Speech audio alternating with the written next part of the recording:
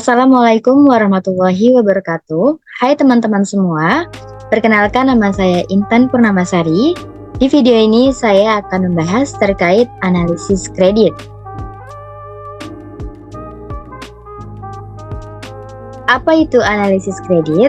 Analisis kredit adalah suatu proses yang paling sedikit mencakup penilaian atas watak, kemampuan, modal, agunan, dan prospek usaha debitur. Penilaian kredit adalah suatu kegiatan pemeriksaan, penelitian, dan analisa terhadap kelengkapan, keabsahan, dan kelayakan berkas, surat, atau data permohonan kredit calon debitur hingga dikeluarkannya suatu keputusan apakah kredit tersebut diterima atau ditolak. Nah, analisis kredit ini adalah pekerjaan yang meliputi yang pertama mempersiapkan pekerjaan-pekerjaan penguraian dari segala aspek, baik keuangan maupun non-keuangan, untuk mengetahui kemungkinan dapat atau tidak dapat dipertimbangkan suatu permohonan kredit. Yang kedua, menyusun laporan analisis yang diperlukan, yang berisi penguraian dan kesimpulan serta penyajian alternatif-alternatif sebagai bahan pertimbangan untuk pengambilan keputusan pimpinan dari permohonan kredit nasabah. Selanjutnya ada tujuan analisis kredit. Nah, di sini ada dua. Yang pertama, menghindari kredit yang dibiayai nantinya tidak layak, yang dapat menyebabkan kemungkinan besar bank akan menderita kerugian karena ketidakmampuan nasabah untuk mengembalikan pinjaman, sekaligus beban bunganya atau gagal bayar atau kredit macet. Yang kedua, mencegah secara dini kemungkinan terjadinya default oleh calon debitur. Default adalah kegagalan nasabah dalam memenuhi kewajibannya untuk melunasi kredit yang diterimanya, beserta bunga yang sudah disepakati dan sudah diperjanjikan bersama, misalnya berdasarkan akad kredit yang dibuat berdasarkan notaris publik. Selanjutnya ada beberapa manfaat analisis kredit. Yang pertama, membantu perusahaan pembiayaan atau lembaga keuangan dalam mengambil keputusan saat akan memberikan pinjaman kepada calon debitur. Yang kedua, membantu perusahaan pembiayaan atau lembaga keuangan dalam menentukan besaran pinjaman yang sesuai dengan kebutuhan dan kemampuan calon debitur.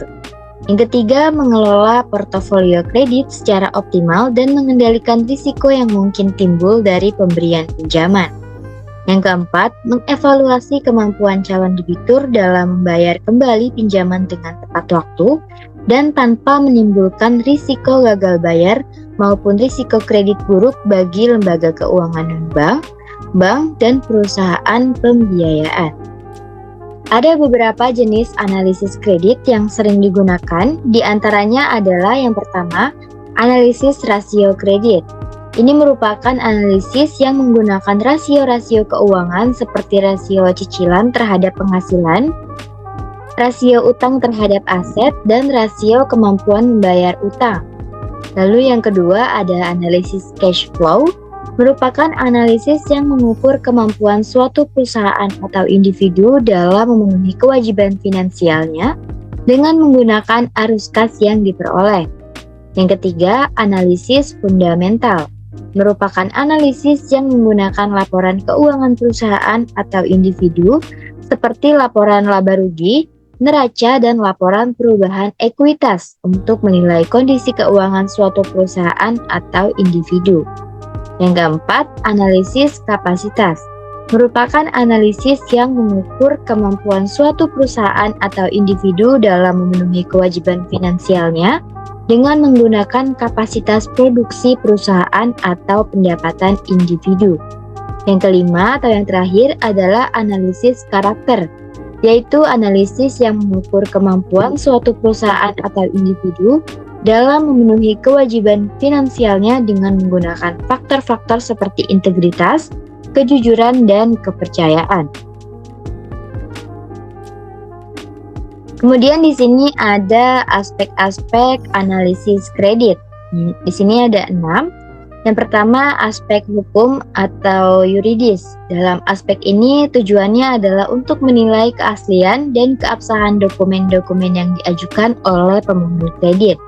Penilaian ini juga dimaksudkan agar jangan sampai dokumen yang diajukan ini palsu atau dalam kondisi sengketa, sehingga dapat menimbulkan masalah di kemudian hari.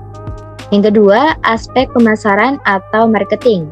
Dalam aspek ini dinilai besar kecilnya permintaan terhadap produk yang dihasilkan dan strategi pemasaran yang dilakukan oleh perusahaan, sehingga akan diketahui prospek usaha tersebut sekarang dan di masa yang akan datang. Yang ketiga, aspek keuangan. Analisa aspek ini terhadap perusahaan pemohon kredit sangat menentukan jumlah dari kebutuhan usaha dan juga terpenting untuk menilai kemampuan berkembangnya usaha pada masa mendatang, serta untuk menilai kemampuan perusahaan dalam membayar kreditnya. Yang keempat, aspek teknis. Nah, tujuan utama dari analisis ini adalah untuk mengamati perusahaan dari segi fisik serta lingkungannya agar perusahaan tersebut sehat dan produknya mampu bersaing di pasaran dengan masih memperoleh keuntungan yang memadai. Yang kelima, aspek manajemen. Penilaian aspek ini digunakan untuk menilai struktur organisasi perusahaan, sumber daya manusia yang dimiliki, serta latar belakang pendidikan dan pengalaman sumber daya manusianya. Yang keenam, aspek sosial ekonomi. Penilaian aspek ini digunakan untuk menganalisis dampak yang ditimbulkan akibat adanya proyek atau usaha pemohon kredit terhadap perekonomian masyarakat dan sosial secara umum. Kemudian, faktor-faktor yang dipertimbangkan dalam analisis kredit ini ada dua, meliputi faktor internal dan faktor eksternal. Pada faktor internal ini ada karakter, kapasitas, modal, dan jaminan. Karakter ini adalah sifat-sifat pribadi calon debitur. Karakter dapat dinilai dari riwayat kredit, latar belakang pendidikan dan pekerjaan, referensi dari pihak lain, dan lain sebagainya. Sementara kapasitas adalah kemampuan calon debitur untuk menghasilkan pendapatan dan arus kas yang cukup untuk membayar kembali pinjaman. Kapasitas dapat dinilai dari laporan keuangan, rasio keuangan, proyeksi arus kas, dan lain-lain. Lalu modal adalah jumlah yang dimiliki atau diinvestasikan oleh calon debitur dalam usahanya.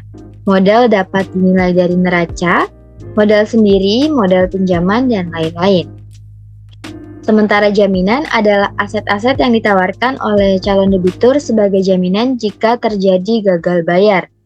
Jaminan dapat dinilai dari jenis, nilai, likuiditas, dan legalitas aset-aset tersebut. Sementara faktor eksternal ini meliputi kondisi pasar dan kondisi makroekonomi. Kondisi pasar adalah situasi permintaan dan penawaran produk atau jasa yang dihasilkan oleh usaha calon debitur. Nah, kondisi pasar ini menunjukkan seberapa besar potensi dan persaingan usaha calon debitur. Sementara kondisi makroekonomi adalah situasi perekonomian secara keseluruhan yang mempengaruhi usaha calon debitur. Kondisi makroekonomi menunjukkan seberapa besar dampak faktor-faktor ekonomi terhadap usaha calon debitur. Kondisi makroekonomi ini dapat dinilai dari indikator-indikator ekonomi seperti pertumbuhan ekonomi, inflasi, suku bunga, nilai tukar, dan lain-lain. Selanjutnya di sini ada the 5C Principles Analysis Credit yang meliputi karakter, capacity, capital, condition, dan collateral. Pada karakter, di sini digunakan untuk melihat atau menilai apakah debitur memiliki sifat bertanggung jawab terhadap kredit yang diambil. Lalu pada capacity atau kapasitas, di sini untuk melihat kemampuan calon debitur dalam membayar kredit. Kemudian pada kapital atau modal, di sini untuk menilai modal yang dimiliki oleh calon debitur untuk membiayai kredit. Sementara pada condition atau kondisi, di sini untuk melihat kondisi umum usaha calon debitur saat ini dan usaha calon debitur yang akan datang. Kemudian pada kolateral atau jaminan, untuk menilai atau melihat jaminan yang diberikan calon debitur kepada bank dalam rangka permohonan kredit yang diajukan. Selanjutnya, selain ada the 5C Principle, di sini juga ada analisis 7P. 7P ini ada meliputi personality, purpose, party, payment, prospect, profitability, dan protection. Yang pertama, personality atau kepribadian. Nah, di sini untuk mengetahui kepribadian calon nasabah yang menekankan kepada orangnya. Berbeda dengan karakter yang sebelumnya telah dijelaskan, karakter itu lebih menekankan kepada keluarga. Yang kedua ada purpose atau tujuan untuk mengetahui tujuan permohonan kredit dari calon debitur. Yang ketiga ada party atau kelompok. Di sini gunanya adalah untuk menyalurkan kredit bank ke dalam beberapa golongan. Bisa dibagi ke dalam wilayah maupun sektor usaha. Yang keempat ada payment atau pembayaran untuk menilai pembayaran kredit calon debitur apakah dari gaji atau sumber objek yang dibiayai.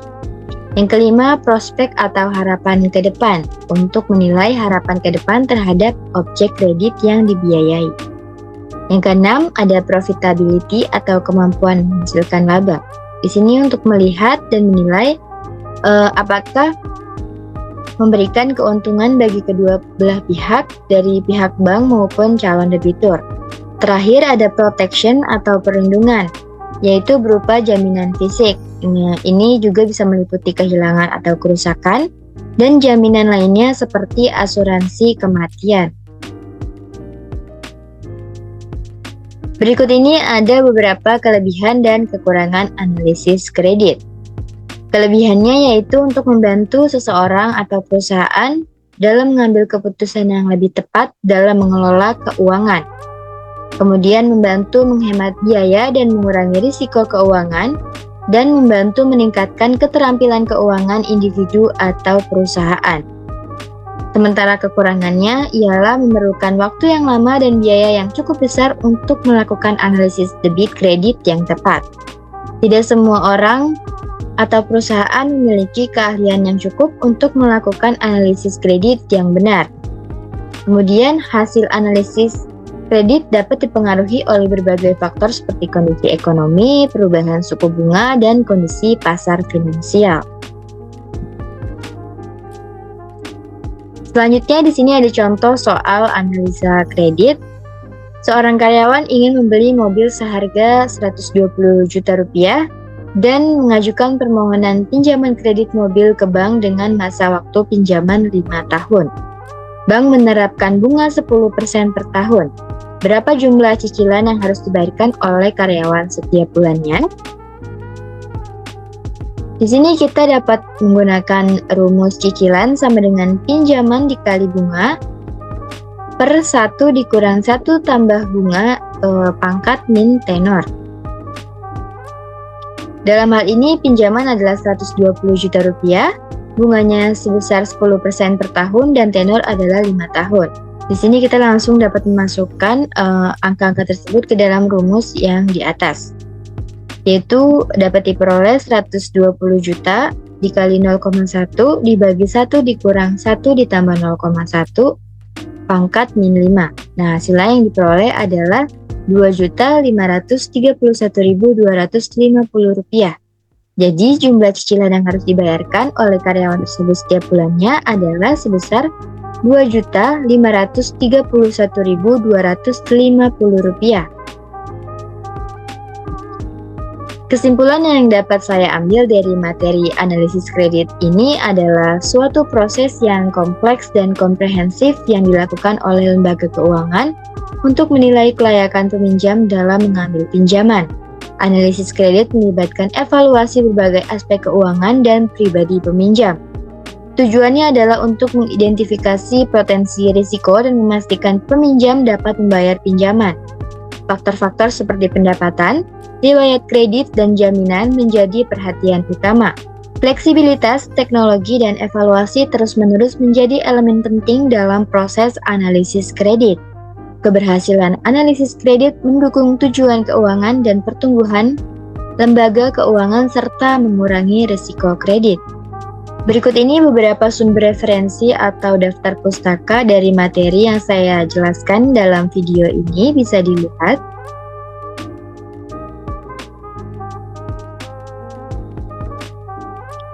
Baik, sekian yang dapat saya jelaskan dari materi analisis kredit. Wassalamualaikum warahmatullahi wabarakatuh.